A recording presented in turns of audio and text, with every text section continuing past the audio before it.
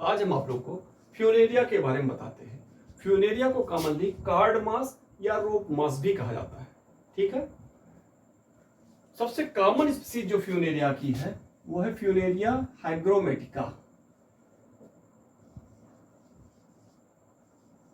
Funaria हाइग्रोमेटिका India में सबसे common species कौन सी हो गई?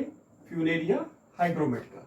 अगर फ्यूनेरिया प्लांट को देखें तो इसमें मेल सेक्स ऑर्गन एक ब्रांच पे, फीमेल सेक्स ऑर्गन दूसरे ब्रांच पे पाया जाता है, लेकिन दोनों ब्रांचेस सेम प्लांट पे पाई जाती हैं। तो इस तरह से देखें तो फ्यूनेरिया मोनोसियस कंडीशन शो करता है। फ्यूनेरिया क्या शो करता है? Monoecious condition. मोनोसियस प्लांट है। ठीक है, कैसे मोनोसियस है देख लेते हैं।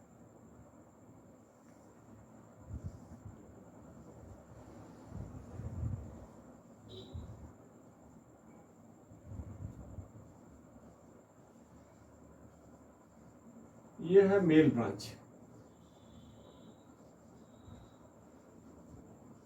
और ये है फीमेल ब्रांच। इसका क्या मतलब हुआ? इस पे फीमेल सेक्स ऑर्गन, इस पे मेल सेक्स ऑर्गन, और ये हो जाएंगे राइजॉइड्स। ठीक है, तो ये कंडीशन कहलाएगी मोनोसियस। ये कंडीशन क्या कहलाएगी? मोनोसियस। जिसमें मेल फीमेल ब्रांच तो अलग हो लेकिन एक ही प्लांट पाए जाए तो कंडीशन क्या हो जाएगी? मोनोसियस। ठीक है, तो फ्यूनेरिया हाइग्रोमेटिका क्या है? एक मोनोसियस प्लांट है। ठीक, दूसरा इंपॉर्टेंट चीज है, इसकी मेन प्लांट बॉडी जो होती है वो गैमेटोफिटिक होती है। मेन प्लांट बॉडी क्या होती है?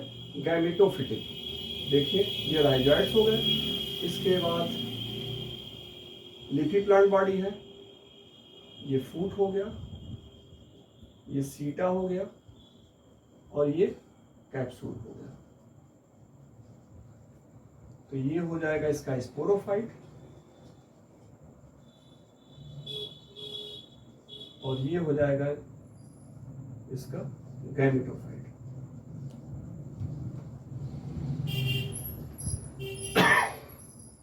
तो कहने का मतलब ये हुआ कि स्पोरोफाइट गैमेटोफाइट पे पार्शियली पैरासाइट है। क्यों पार्शियली पैरासाइट है? क्योंकि कैप्सूल में क्लोरोप्लास्ट पाया जाता है जो अपना भोजन स्वयं बना लेता है। सिर्फ वाटर और शेल्टर के लिए इस पे डिपेंड है गैमेटोफाइट पे। इस तरह क्या हो गया इसका स्पोरोफाइट? पार्शियली पैरासाइट हो गया। दूसरा इंपॉर्टेंट चीज देखें, इसमें मेल ब्रांच पे male sex organ, female branch पे फीमेल सेक्स ऑर्गन। अगर मेल ब्रांच पे मेल सेक्स ऑर्गन देखें तो मेल सेक्स ऑर्गन के रूप में क्या पाया जाएगा? एंथ्रीडियम।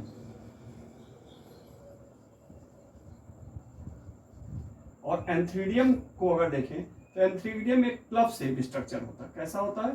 प्लव शेप स्ट्रक्चर होता है। और जो मेल सेक्स ऑर्गन होते हैं या फीमेल सेक्स ऑर्गन होते हैं वो क्या होते हैं? जैक्टेड और मल्टी सेलुलर होते हैं। क्या होते हैं? जैक्टेड और मल्टी सेलुलर। ये क्लब शेप हो गया। ठीक है, एंथ्रीडियम। एंथ्रीडियम के अंदर क्या बनाएंगे? एंथ्रोजॉइड्स, गामा शेप एंथ्रोजॉइड्स जो बाइफ्लोरेटेड होंगे। ये हो गया एंथ्रोजॉइड्स जो गामा शेप। पूछा जाता है कि मेल ब्रांच पे एंथ्रीडियम बने, एंथ्रीडियम कैसा होता है? Club shape. दूसरा इंपॉर्टेंट चीज है, एंथ्रीडियम के अंदर पाई जाती है स्पेसिफिक सेल्स जिसे कहते हैं एंड्रोसाइट सेल। एंड्रोसाइट सेल, और एंड्रोसाइट सेल ही बनाती है, किसका निर्माण करती है? एंथ्रोजॉइड्स का। एंथ्रोजॉइड्स जो इसमें होते हैं बाइफ्लोरेट और गामा शेप होते हैं। ठीक है, दूसरा इंपॉर्टेंट चीज है कि फ्यूनेरिया हाइग्रोमेटिका में प्रोटेंड्री कंडीशन पाई जाती है, या फ्यूनेरिया में प्रोटेंड्री कंडीशन पाई जाती है। कौन सी कंडीशन? प्रोटेंड्री।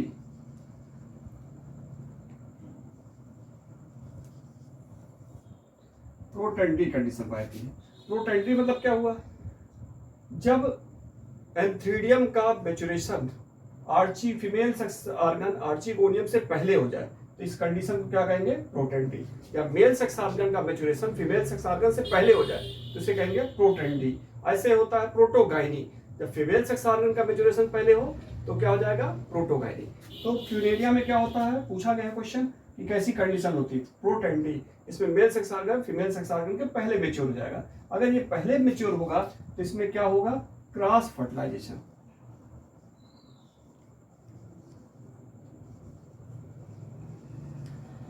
कैसा होगा, क्रॉस फर्टिलाइजेशन। और दूसरा हम लोग जानते हैं कि ब्रायोफाइट्स में फर्टिलाइजेशन के लिए क्या एसेंशियल होता है, वाटर एसेंशियल है। ठीक है, फर्टिलाइजेशन के लिए क्या एसेंशियल होता है, वाटर एसेंशियल है। अगला इंपॉर्टेंट चीज देखें, एंथ्रीडियम को अगर देखें क्लब शेप है, इसको अगर इसका स्ट्रक्चर हम देखते हैं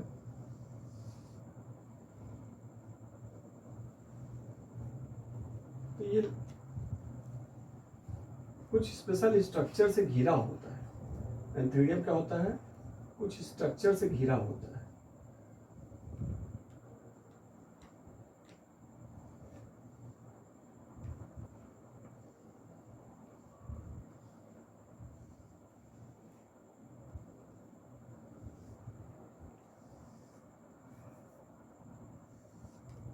और इन स्ट्रक्चर को कहते हैं पैराफाइसिस।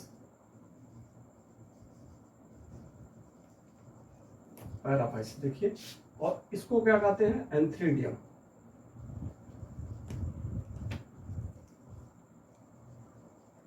ठीक है, एंथ्रीडियम दोनों तरफ से किससे घिरा हुआ है, पैराफाइसिस से।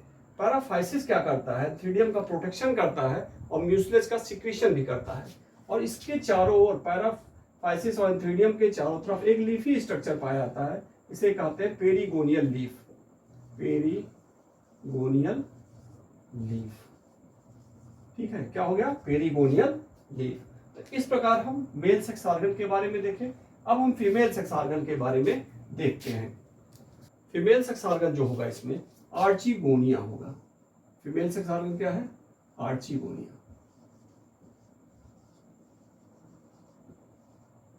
अगर फीमेल सेक्स ऑर्गन को देखें तो इसमें 3 पार्ट पाए जाते हैं।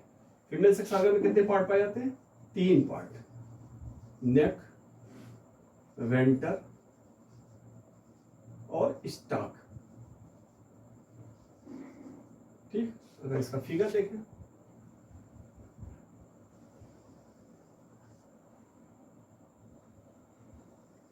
एक फ्लास्क से स्ट्रक्चर होगा, ये नेक हो गया,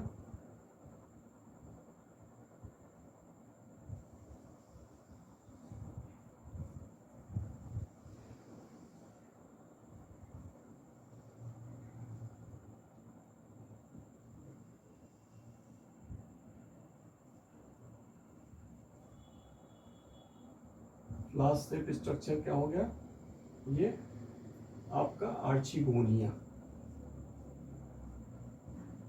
ठीक, सिंगल को कहेंगे आर्चिगोनियम और ढेर सारे को आर्चिगोनिया। ये रीजन कहलाएगा नेक। पूरा यहां से यहां तक क्या कहलाएगा, नेक। ये रीजन कहलाएगा वेंटर और ये रीजन कहलाएगा स्टॉक।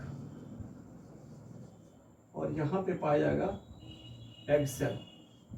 क्या पाया जाएगा, एग सेल।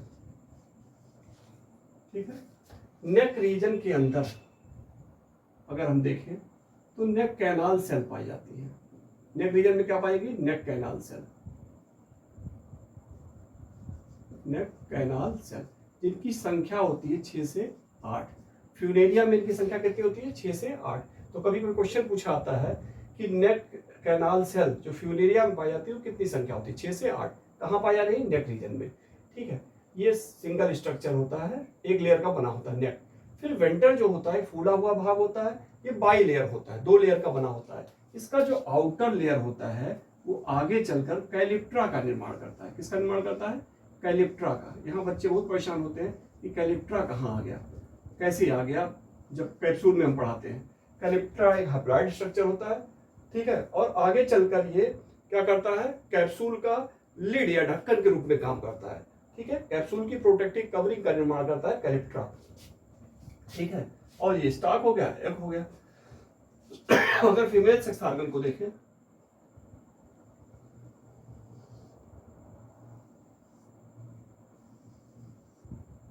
तो ये फीमेल सेक्स ऑर्गन है, ये भी ऐसे कुछ स्ट्रक्चर से, थ्रेड लाइक स्ट्रक्चर से घिरा होगा।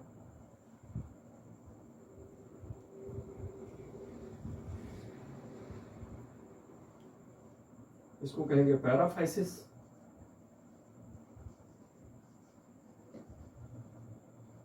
तो इसको कहेंगे आर्चिगोनियम।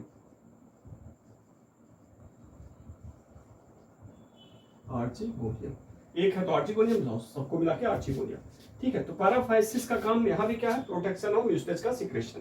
ठीक है, इसको नाम बनाए रखता है आर्चिगोनियम को। और पैराफाइसिस आर्चिगोनियम को प्रोटेक्ट करने के लिए एक और स्ट्रक्चर पाया जाता है, लीफी स्ट्रक्चर पाया जाता है, इसे कहते हैं पेरिकिटियल लीफ। पेरिकिटियल लीफ।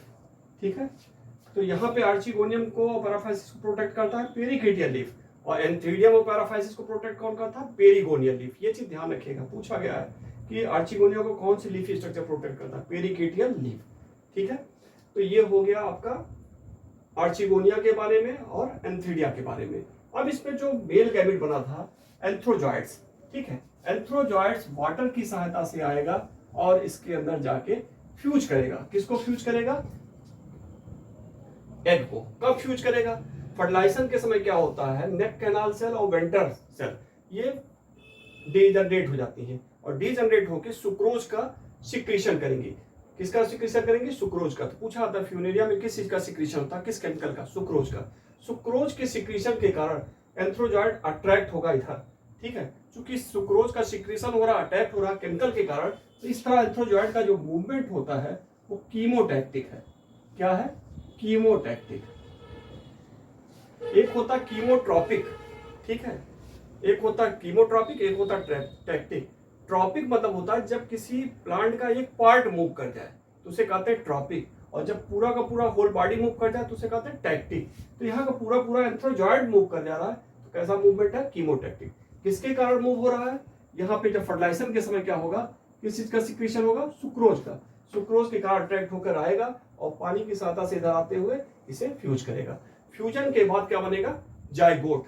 ये फ्यूज करेगा एक सेल, और एक सेल फ्यूजन के बाद क्या बनाएगा, जाइगोट। जाइगोट जो होगा वो ट्विजन होगा, और जाइगोट पे मल्टीपल डिवीजन होंगे। उसके बाद आगे चलकर एम्ब्रियो, एम्ब्रियो से क्या बन जाएगा, स्पोरोफाइट।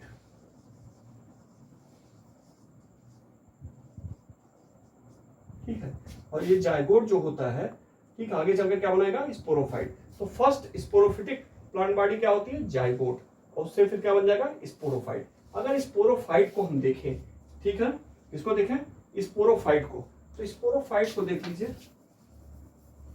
स्पोरोफाइट इसमें जो पाएगा वो पार्शियल पैरासाइट होगा, किस पे, गैमेटोफाइट पे। किस पे पार्शियल पैरासाइट होगा, गैमेटोफाइट पे। बता चुके शुरुआत में ही, यही है, ये राइजोइड्स हो गए। ठीक है, ये स्पोरोफाइट हो गया, फूट हो गया, सीटा हो गया, कैप्सूल। कैप्सूल पे पाए जाएंगे इसमें क्लोरोप्लास्ट, और ये क्या करेगा, अपना भोजन स्वयं बनाएगा, खाली पानी के लिए और सेक्टर के लिए डिपेंड होगा। ये स्पोरोफिटिक प्लांट बॉडी हो गई। ठीक है, तो स्पोरोफाइट, फूट, सीटा, कैप्सूल। अब इसमें फूट सीटा के बारे में पढ़ना नहीं है, फूट अटैचमेंट काम करता है, सीटा कैप्सूल और फूट को कनेक्ट करता है। अब डिटेल्स हम आते हैं किस पे, कैप्सूल के बारे में।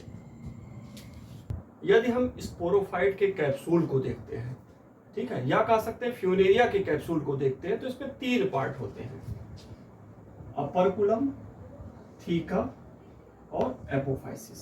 ठीक है, क्या कह सकते हैं, अगर यदि हम कैप्सूल को देखें तो इसके 3 पार्ट होते हैं, अपरकुलम, थीका और एपोफाइसिस। स्पेलिंग है गलत,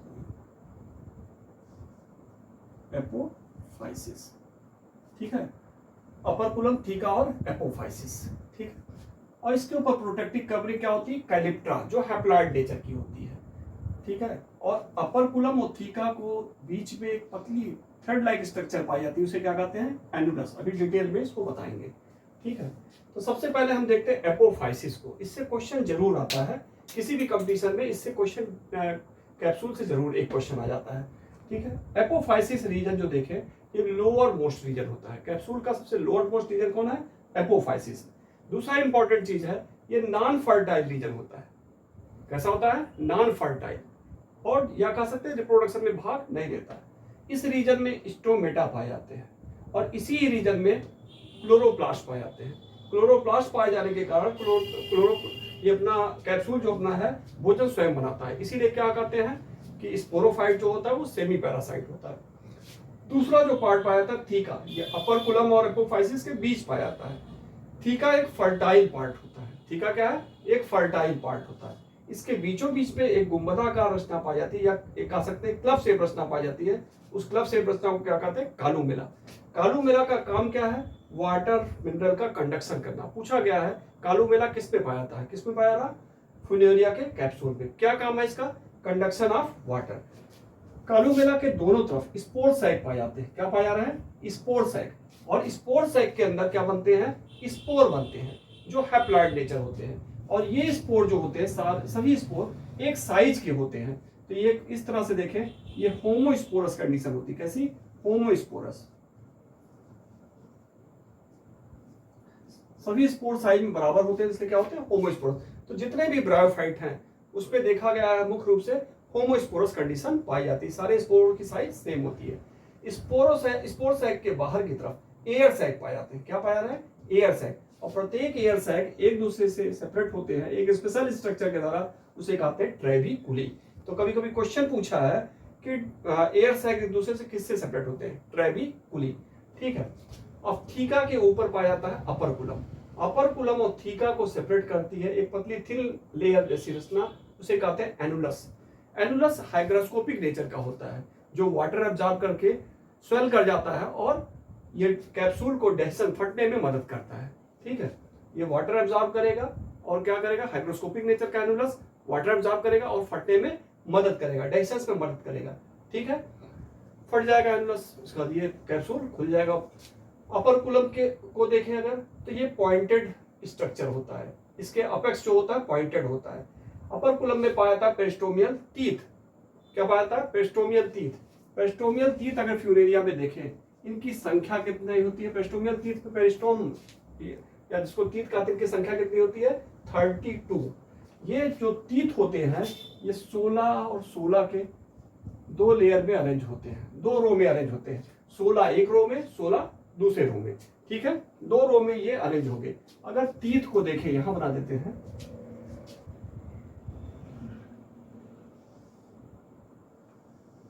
ये आउटर टीथ हो गए, ये इनर टीथ हो गए।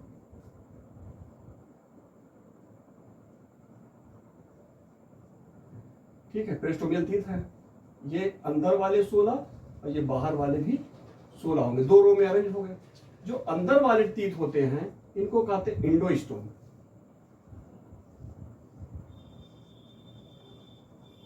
और बाहर वाले जो टीथ होते हैं इसको कहते हैं एक्सोस्टोम। एक्सोस्टोम जो होता है, ठीक है, हाइग्रोस्कोपिक नेचर का होता है।